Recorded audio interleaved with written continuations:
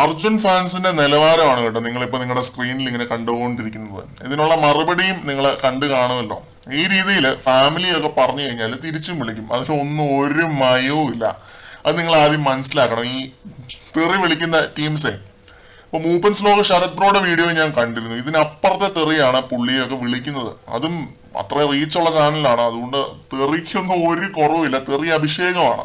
ഗെയിമിനെ ഗെയിമായിട്ട് കാണാതെ പേഴ്സണൽ ആയിട്ട് എടുക്കുന്ന കുറെ പാഴുകൾ, മരപ്പാഴുകൾ എന്ന് തന്നെ പറയണം. അവരാണ് ബിഗ് ബോസ് മലയാളത്തിന്റെ ഏറ്റവും വലിയ ശാപം. നമ്മൾ ഇവിടെ ഇരുന്ന് റിവ്യൂ പറയുന്നത്, ക്രിട്ടിസൈസ് ചെയ്യുന്നത് ക്ലിയർ ആയിട്ടുള്ള ലീഗൽ ബാക്കിംഗ് വെച്ചിട്ട് തന്നെയാണ്. Freedom of speech, freedom of opinion ഏതൊരാൾക്കും അവരുടെ അഭിപ്രായങ്ങൾ തുറന്നടിച്ച് പറയാൻ നിയമപരമായിട്ടുള്ള എല്ലാ അവകാശവും നമ്മുടെ ഭരണഘടന അനുവദിച്ച് തന്നിട്ടുണ്ട്. കൺസ്ട്രക്റ്റീവായിട്ട് വിമർശിക്കാൻ ഏതൊരാൾക്കും അവകാശമുണ്ട്. അങ്ങനെ ഉള്ളപ്പോ നമ്മൾ തുറന്നടിച്ച് പറയാനുള്ളത് പറയുക തന്നെ ചെയ്യും. അതിനെ പേഴ്സണൽ ആയിട്ട് എടുത്തിട്ടോ അല്ലെങ്കിൽ തെറി വിളിച്ചിട്ടോ തന്തയ്ക്ക് വിളിച്ചിട്ടോ തള്ളയ്ക്ക് വിളിച്ചിട്ടോ ഒന്നും ഒരു കാര്യമില്ല. ഫാൻസ് എന്ന് പറയുന്നവർക്ക് ചെയ്യാൻ പറ്റുന്ന ഒരേ ഒരു കാര്യമുള്ളൂ, വോട്ട് പിടിക്കുക, വോട്ട് കൊടുക്കുക. ആ പണി നിങ്ങൾ വൃത്തിയായിട്ടങ്ങ് ചെയ്യുക. എന്നിട്ട് നിങ്ങളുടെ ഇഷ്ട മത്സരാർത്ഥി വിജയിക്കാനായിട്ട് പ്രാർത്ഥിക്കുക. അല്ലാതെ എന്തിനാണ് ഈ ഹേറ്റ് സ്പ്രെഡ് ചെയ്ത് ഷോയുടെ വാല്യൂ കളയുന്നത്? നിങ്ങൾക്കൊന്നും വയ്യേ. അല്ല, വിമർശനത്തെ വിമർശനമായിട്ട് ഉൾക്കൊള്ളാനായിട്ട് പഠിക്കാതെ.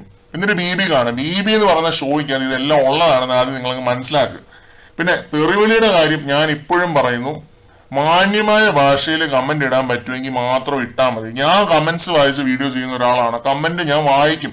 എനിക്കെതിരെ പേഴ്സണൽ ആയിട്ട് ഒരു കമന്റ് വന്നാൽ പോലും ഞാൻ തിരിച്ച് അതിലും കൂടിയ തെറി ചേർത്ത് വിളിച്ചിരിക്കും. അതിലൊന്നും ഒരു ദയാദാക്ഷിണ്യവും കാണത്തില്ല. പിന്നെ മോങ്ങിക്കൊണ്ടാവാൻ ഓടാൻ നിൽക്കരുത്. ഇത്ര എനിക്ക് പറയാനുള്ളൂ. കൂടുതൽ അപ്ഡേറ്റ്സുമായിട്ട് വീണ്ടും കാണാം.